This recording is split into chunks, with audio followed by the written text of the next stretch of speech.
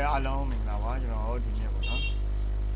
micro software 2016ထဲမှာလို့ပြီးတော့ဒီ computer plan အကြောင်းကိုရှင်းပြပေးတော့မှာဖြစ်ပါတယ်။ဒါလည်းကျွန်တော်တို့စာရိုက်တဲ့အခါမှာပေါ့နော်စာရိုက်တဲ့ဆိုပါတော့နေကောင်းလားနေကောင်းလားနေကောင်းလားနော်ကိုရေးရကိုရေးရတယ်ကျင်းနော်ကိုရေးရတယ်ဘယ်တော့မှလဲဘယ်တော့မှလဲဘယ်တော့မှလဲအဲ့လိုမျိုးပေါ့နော်ကိုရေးရဆိုရင်ကျင်းတော့ဘယ်စာပေးလားအဲ့ဒီဘာလုံးနေလဲ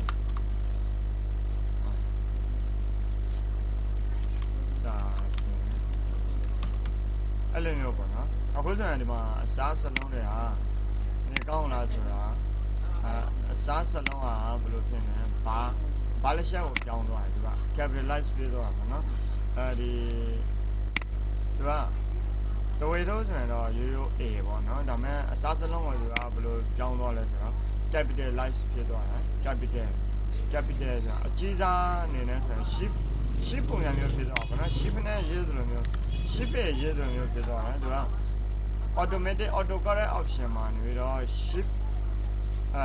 အစားစလုံးကိုအင်္ဂလိပ်မှာဆိုရင်အစားစလုံးကိုအကြီးနဲ့ရေးတာပေါ့နော်အဲ့လိုဆိုရင်တော့ဒီမြန်မာစာမှာအကြီးနဲ့ရေးလိုက်လို့ရှိရင်သူကကြာတော့ဒီ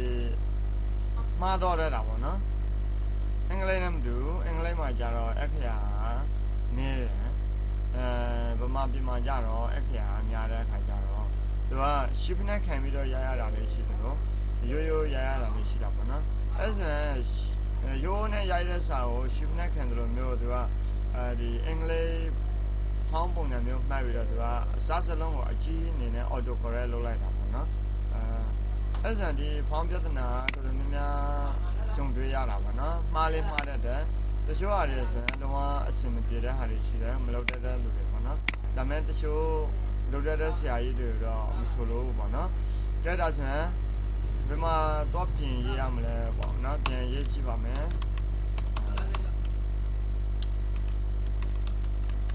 ကိုရေးရကျင်းနော်ဒါဆိုတော့ပထမရေးထားတာရှိတဲ့အတွက်ဒီတိုင်းပဲ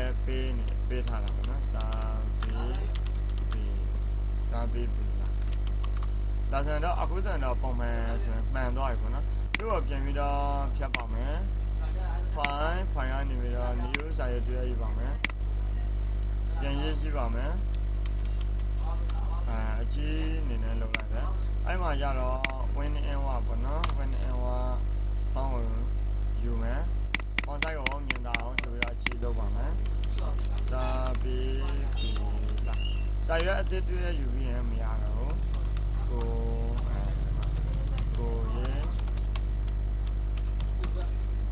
ရေးရတော့ဝင်ကိုရေးရတော့အကျဉ်းပေါ့နော်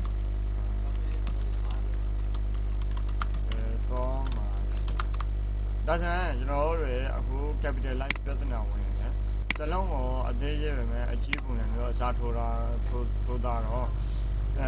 မြန်မာ keyboard မှာကြတော့စာလုံးဆိုရင်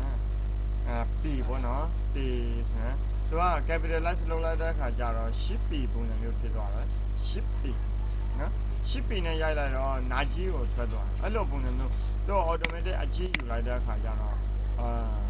မြန်မာစာရေးတဲ့အခါကျတော့ပြဿနာတွေပေါ်လာတာပေါ့အဲ့ဒါဆိုရင်ကျွန်တော်ဒါမျိုးတွေမဖြစ်အောင်ဘယ်မှာတော့ပြင်ရမလဲဆိုတော့ file ထဲသွားမယ် file ထဲကနေပြီးတော့ option ထဲသွားမယ်နော် option ထဲမှာ proofing ဆိုတာရှိတယ် proofing ထဲမှာ autocorrect option ဆိုတာရှိတယ်အဲ့နေရာမှာ3ခုကို select မှတ်ပြီးတော့အမှန်ရှိကိုဖြုတ်ပေးရမှာဖြစ်ပါတယ် capitalize first letters or sentences စာကြောင်းတစ်ကြောင်းရဲ့ဟိုဟာပထမဆုံးလာတာစလုံးကို